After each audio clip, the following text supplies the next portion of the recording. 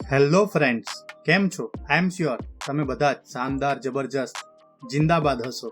Friends, જો તમે પ્રથમ વખત અમારી ચેનલની મુલાકાત લઈ રહ્યા છો તો પ્લીઝ સબસ્ક્રાઇબ અવર ચેનલ. અને હા, વિડીયો જોયા બાદ જો આપને વિડીયો ગમે તો બધાને કહેજો, અને વિડીયો જોયા બાદ આપને કંઈક કચાશ જણાય તો કોમેન્ટ બોક્સમાં મને કહેજો. હું ચોક્કસ આપની વિનંતીને વાચા આપીશ. ફ્રેન્ડ્સ, આજના ટોપિકની ચર્ચા કર્યા બાદ જો આપના મનમાં કંઈ પણ પ્રશ્ન હોય, કંઈ પણ મૂંઝવણ હોય તો કોમેન્ટ બોક્સમાં મને જણાવજો. હું ચોક્કસ આપના પ્રશ્ન, આપની મૂંઝવણને દૂર કરવાનો પ્રયત્ન કરીશ. સો ફ્રેન્ડ્સ, ચાલો આજના ટોપિકની ચર્ચા શરૂ કરીએ. ફ્રેન્ડ્સ, આજના વિડીયોમાં આપણે જોઈશું કઈ રીતે આપણે આપણી સ્થાવર અને જંગમ એટલે કે મૂવેબલ અને ઇમૂવેબલ પ્રોપર્ટીને કર્મયોગી પોર્ટલ પર અપલોડ કરીએ. સૌથી પહેલાં આપણે ગૂગલમાં જઈ કર્મયોગી પોર્ટલ આ કીવર્ડ ટાઈપ કરીશું. અહીં આ કીવર્ડ ટાઈપ કર્યા બાદ લોગિન HRMS પોર્ટલ આ ઓપ્શન જોવા મળશે. અહીં આ ઓપ્શન પર ક્લિક કરતાં આપણને 3 ઓપ્શન બીજા જોવા મળશે: HRPN, મોબાઈલ, ઈમેલ. અહીં આપણે આ 3 ઓપ્શન વડે કર્મયોગી પોર્ટલમાં લોગિન કરી શકીશું. અહીં આપણે HR પિન અને પાસવર્ડ ટાઈપ કરીશું. પાસવર્ડ ટાઈપ કર્યા બાદ કેપ્ચા કોડ એન્ટર કરીશું અને ત્યારબાદ TOTPની બદલે OTP ઓપ્શન પર ક્લિક કરી સેન્ડ OTP આ બટન પર ક્લિક કરીશું, જેથી આપણા જે તે રજિસ્ટર મોબાઈલ નંબર પર OTP આવી જશે. આ OTP આપણે અહીં એન્ટર OTP વાળા બોક્સમાં ટાઈપ કરીશું અને ત્યારબાદ લોગિન બટન પર ક્લિક કરીશું. લોગિન બટન પર ક્લિક કરતાં આપણે આપણા હોમ પેજ પર પહોંચી જઈશું. અહીં હોમ પેજ પર પહોંચ્યા બાદ આપણને 4 ટેબ જોવા મળશે. એક છે હોમ, બીજું છે એમ્પ્લોય મોડ્યુલ, ત્રીજું છે મેનેજર મોડ્યુલ, ત્યારબાદ ક્વિક લિંક્સ અને પેરોલ માસ્ટર્સ. અહીં આપણે એમ્પ્લોય મોડ્યુલ પર ક્લિક કરવાનું છે અને એમાં ક્લિક કર્યા બાદ લીવ ઇન્ફોર્મેશન અને એન્યુઅલ પ્રોપર્ટી રિટર્ન સબમિશન. અહીં આપણે એન્યુઅલ પ્રોપર્ટી રિટર્ન સબમિશન આ ઓપ્શન પર ક્લિક કરીશું. અહીં આપણને એક નવું પેજ જોવા મળશે, જેમાં જમણી બાજુ ખૂણામાં APR submission till 2020, add annual property return submission આ 2 ઓપ્શન જોવા મળશે, જેમાં આપણે add annual property return submission આ ઓપ્શન પર ક્લિક કરવાનું છે, જેથી એક નવું પેજ આપણી પાસે આવશે. અહીં આ પેજ પર આપણને new property acquisition, add existing property, intimated declaration અને પ્રોપર્ટી હિસ્ટ્રી આ 4 ઓપ્શન જોવા મળશે. જેમાં આપણી પાસે ઓલરેડી કોઈ પ્રોપર્ટી હોય તો તે અહીં આપણે એડ એક્ઝિસ્ટિંગ પ્રોપર્ટી આ ઓપ્શન પર ક્લિક કરવાનું છે. અહીં આ ઓપ્શન પર ક્લિક કરતાં આપણને સૌથી પહેલાં આપણી બેઝિક ડિટેલ્સ જોવા મળશે. ત્યારબાદ ફોર્મ ટાઈપ એટલે કે મૂવેબલ ઓર ઇમૂવેબલ. જો આપણી પાસે કોઈક વ્હીકલની માહિતી એડ કરવી હોય તો તેના માટે આપણે મૂવેબલ ઓપ્શન પર ક્લિક કરીશું.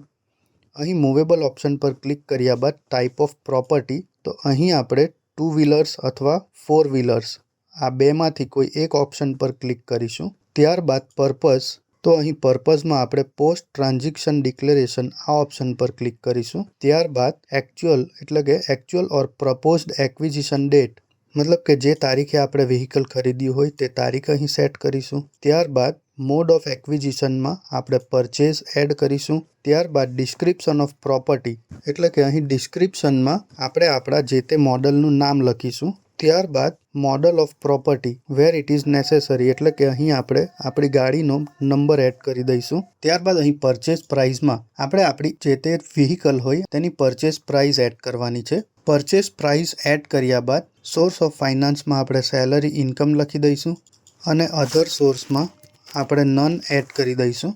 આટલી માહિતી એડ કર્યા બાદ person from whom property was acquired, તો અહીં આપણે જે તે શોરૂમનું નામ એડ કરી દઈશું. ત્યારબાદ ફૂલ એડ્રેસ એટલે કે જ્યાંથી આપણે વ્હીકલ લીધું હોય એનું એડ્રેસ એડ કરી દઈશું. ત્યારબાદ રિલેશનમાં આપણે નન એડ કરી દઈશું અને ત્યારબાદ પ્લેસમાં આપણે જે તે ડિસ્ટ્રિક્ટ એડ કરી દઈશું. અને અહીં you can drag and drop your files here from property attachment image PDF with maximum 10 MB in size એટલે કે અહીં આપણે જે તે પ્રોપર્ટીની આપણી પાસે બિલ અથવા ચલાન હોય તો એ બિલ અથવા તો ચલાન અહીં આપણે એડ કરી દેવાનું છે. અને ત્યારબાદ જો કમેન્ટ હોય તો કમેન્ટ એડ કરવાના છે. જો ન હોય તો નો કમેન્ટ આ ઓપ્શન ટાઈપ કરીને નીચે આખી બાંહેધરી પર ટિક કરીને સબમિટ બટન પર ક્લિક કરવાનું છે. સબમિટ બટન પર ક્લિક કર્યા બાદ આપણને આર યુ શ્યોરનો એક મેસેજ આવશે, જેમાં આપણે યસ પર ક્લિક કરી આપણી જે તે મૂવેબલ પ્રોપર્ટીને એડ કરી શકીશું. આ રીતે આપણી પાસે જે તે પ્રોપર્ટી હોય તે અહીં એડ કરવાની છે. જો આપણી પાસે એક કરતાં વધારે વ્હીકલ હોય તો ફરીથી આપણે એડ એક્ઝિસ્ટિંગ પ્રોપર્ટી આ ઓપ્શન પર ક્લિક કરીશું, જ્યાં ફરીથી આપણે મૂવેબલ ઓપ્શન પર ક્લિક કરીશું. ત્યારબાદ જે તે વ્હીકલની માહિતી આપણે એડ કરીશું. તો અહીં આપણે જે તે વ્હીકલની ફૂલ ડિટેલ એડ કર્યા બાદ સબમિટ બટન પર ક્લિક કરીશું અને ત્યારબાદ યસ બટન પર ક્લિક કરતાં આપણે આપણી પ્રોપર્ટીને એડ કરી દઈશું. અહીં ફ્રેન્ડ્સ એક વસ્તુ ખાસ ધ્યાનમાં રાખવી કે જે પ્રોપર્ટી જે તે કર્મચારીના નામ પર હોય તેની જ માહિતી આપણે એડ કરવાની છે, તો આ વસ્તુ આપણે ખાસ ધ્યાનમાં રાખવું. સો ફ્રેન્ડ્સ, અહીં સબમિટ બટન આપ્યા બાદ ફરીથી આપણે એન્યુઅલ પ્રોપર્ટી રિટર્ન સબમિશનમાં જઈશું. ત્યાં આપણે add annual property return submission પર ક્લિક કરીશું. અહીં આપણે આપણી જે પ્રોપર્ટી એડ કરી છે તે જોવા માટે અહીં મૂવેબલ અને ઇમૂવેબલ આ બે ઓપ્શન છે ફોર્મ ટાઈપમાં. તો અહીં આપણે મૂવેબલ પ્રોપર્ટી અપલોડ કરી છે તેના પર ક્લિક કરીશું. તો અહીં તમે જોઈ શકો છો કે બે પ્રોપર્ટી આપણે અપલોડ કરી છે. ત્યારબાદ અહીં આપણે ટોટલ એન્યુઅલ ઇન્કમ એડ કરીશું, એટલે કે આપણી જે તે વર્ષની વાર્ષિક આવક એડ કરીશું. ત્યારબાદ અહીં આપણે એપીઆર સબમિશન કોમેન્ટ્સમાં મૂવેબલ પ્રોપર્ટી આ કીવર્ડ ટાઈપ કરીને એડ ટુ લિસ્ટ આ બટન પર ક્લિક કરીશું. અહીં તમે જોઈ શકો છો કમેન્ટ ઇન્સર્ટેડ સક્સેસફુલીનો એક મેસેજ આવશે અને ત્યારબાદ સબમિટ એન્યુઅલ પ્રોપર્ટી રિટર્ન આ બટન પર ક્લિક કરીશું, જ્યાં આપણને એક વખત ફરીથી આર યુ શ્યોરનો એક મેસેજ આવશે, જ્યાં આપણે યસ બટન પર ક્લિક કરીશું. ત્યાં ફરીથી એક વખત મેસેજ આવશે અને ફરીથી યસ બટન પર ક્લિક કરતાં આપણી પ્રોપર્ટી સક્સેસફુલી સબમિટ થઈ જશે. અહીં તમે જોઈ શકો છો કે પ્રોપર્ટી સક્સેસફુલી સબમિટ થઈ ગઈ છે, જેનો એક ટેક્સ્ટ મેસેજ આપના મોબાઈલ એટલે કે રજિસ્ટર્ડ મોબાઈલ નંબર પર પણ આવી જશે, જેમાં આપણને જણાવવામાં આવશે your APR submission request has been successfully submitted government of Gujarat. તો આ રીતે એક ટેક્સ્ટ મેસેજ પણ આપણા મોબાઈલ પર આવી જશે. જો આપણી પાસે કોઈ પણ પ્રોપર્ટી એડ ન કરી હોય, મતલબ કે પરચેઝ ન કરી હોય, તો સબમિટ નીલ એન્યુઅલ પ્રોપર્ટી રિટર્ન્સ આ બટન પર આપણે ક્લિક કરીશું.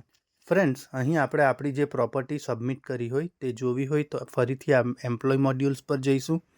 ત્યાં એન્યુઅલ પ્રોપર્ટી રિટર્ન સબમિશન પર જઈશું. અહીં ક્લિક કર્યા બાદ add annual property return submission આ બટન પર ક્લિક કરીશું અને ત્યારબાદ નીચે પ્રોપર્ટી હિસ્ટ્રી આ બટન પર ક્લિક કરતાં આપણે જે કોઈ પ્રોપર્ટી એડ કરી છે તે જોવા મળશે. અહીં તમે આ રિપોર્ટને એક્સેલમાં પણ ડાઉનલોડ કરી શકશો. તો એક્સેલમાં આપણી પાસે આખો ડેટા આવી જશે. જો એક્સેલ સિવાય આ પ્રોપર્ટીની ડિટેલ જોવી હોય તો અહીં આપણે બધી જ ડિટેલ જોઈ શકીએ છીએ અને સ્ટેટસમાં ઇન પ્રોસેસ બતાવશે. તો આપણો આ ડેટા સક્સેસફુલી સબમિટ થઈ ગયો છે. સો ફ્રેન્ડ્સ, હું આશા રાખું છું કે આજે જે માહિતી મેં આપને આપી તે આપને ગમી હશે. જો આપ ઈચ્છો છો કે હું બીજા પણ આવા ટોપિક પર વિડીયો બનાવતો રહું તો પ્લીઝ કમેન્ટ બોક્સમાં એ ટોપિકના ટાઇટલ મને જણાવજો. હું ચોક્કસ એ ટોપિક પર આપની સાથે ચર્ચા કરીશ. Thank you very much and best luck for your exams.